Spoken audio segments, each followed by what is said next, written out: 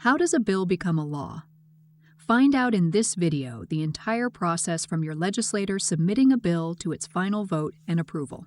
The process of how a bill becomes a law is a little more convoluted than Schoolhouse Rocks would tell you, because we will start the session with thousands of bills, and there's just not the bandwidth in a part-time legislature to turn all of those things into law. Also, like, not of them all of them will be good ideas, right? And they won't all gain a majority of support to become a law, but there are multiple phases throughout the process where, like, they whittle down. And so my good colleague, Kristen McCarthy Day, he's often talking about it as like a funneling process. So you start with thousands, and this coming session will be what's called the long session.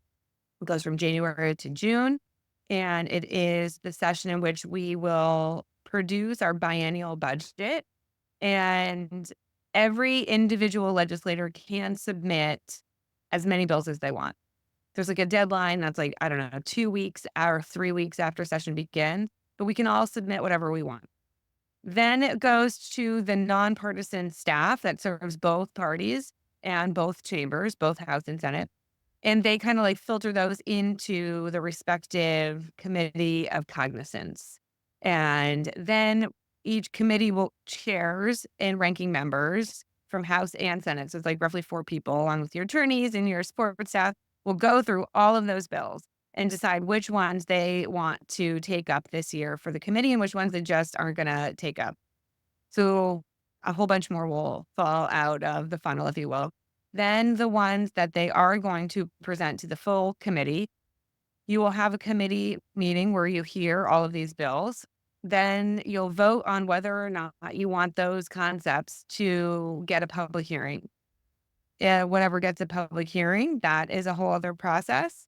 And then after you have a public hearing, you will decide as a committee whether or not they should be voted out of committee. Not everything will get voted out of committee.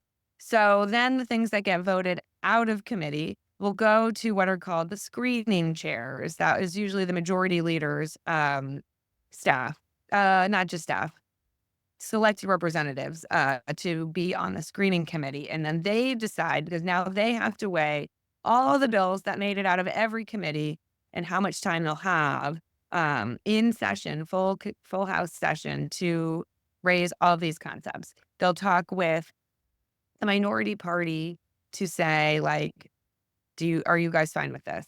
So a majority of them will not be controversial and everyone will agree, and that will make it through screening. But some will also be controversial or still negotiated.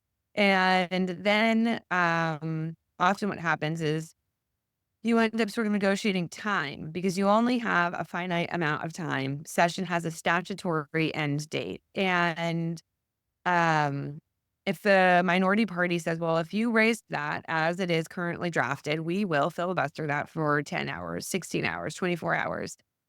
That is a strong incentive for further negotiation to get that time down, because the more time spent filibustering one bill, it means a whole bunch of other bills that can never be heard, and they'll just die in that session. So that's a process that takes place. And then things come out of the screening committee, come to the floor. If they pass out of the House, if they're a House bill, then they go up to the Senate.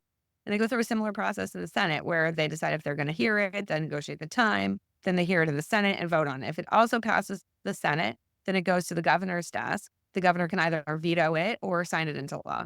So it is a long and somewhat unwieldy process. I will say it's also very typical, especially for like a big concept, to take multiple sessions to gain the votes to become a law. Curious about how our democracy works? Check out our other lessons in democracy.